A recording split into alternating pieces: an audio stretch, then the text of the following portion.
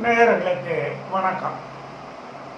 விபரீத ராஜயோகம் என்ற தலைப்பிலே இந்த வீடியோவிலே உரையாற்றுகிறேன். பொதுவாக ஜாதகத்திலே 6ஆம் இடம், 8ஆம் இடம், 12ஆம் இடம், 6, 8, 12 இந்த 3 இடங்கத்து கிரகங்களும் நல்ல பலன்களை தரமாட்டார்கள், தீயவர்கள், கெட்ட பலன்களை தரக்கூடியவர்கள் என்று ஜோதிட சாஸ்திரத்திலே சொல்லப்பட்டிருக்கிறார். இந்த 6, 8, 12 கூடையவர்கள் 6 கூடையவர் 8, 12 இருந்தாலும், 8 கூடையவர் 6, 12 இருந்தாலும், 12 கூடையவர் 6, 8 இருந்தாலும் அது விபரீத ராஜயோகம் என்று ஜோதிட சாஸ்திரத்திலே சொல்லப்பட்டிருக்கிறது. இவ்வாறு அவர்களுக்குள்ளேயே 3 கிரகங்கள் 6, 8, 12 ஆகிய 3 இடத்து கிரகங்கள் இந்த 3 இடத்திலே ஆட்சி பெற்றாலும் நல்ல பலனையே தருவார்கள்.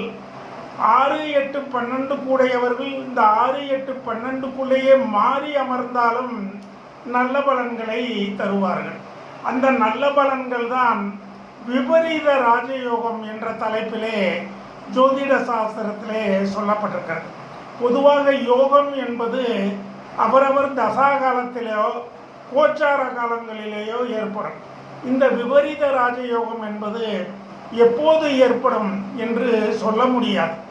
திடீரென ஏதாவது நம் எதிர்பார்க்காத காலகட்டத்திலே உயர்நிலைப்படுத்தும், நல்ல பண வருமானத்தை தரும், நீடித்த ஆயுளையும் தரும், நல்ல செல்வாக்கு புகழை தரும், நல்ல உயர் பதவிகளையும் அரசாங்கம் அரசியல் வெற்றிலே நல்ல உயர்ந்த பதவிகளையும் உருவாக்கி தந்து விடுவார்கள்.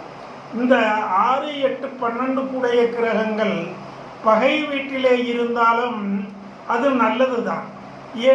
ஏனென்றால் கெட்டவன் கிட்டிடும் ராஜயோகம் என்ற பழமொழி ஒன்று சொல்லப்பட்டிருக்கிறது. கெட்ட கிரகம் கெட்ட இடத்திலே இருந்தால், கெட்டு போயிருந்தால் நல்லது தானே, எனக்கும் நல்லது தான், எல்லோருக்கும் நல்லது தான்.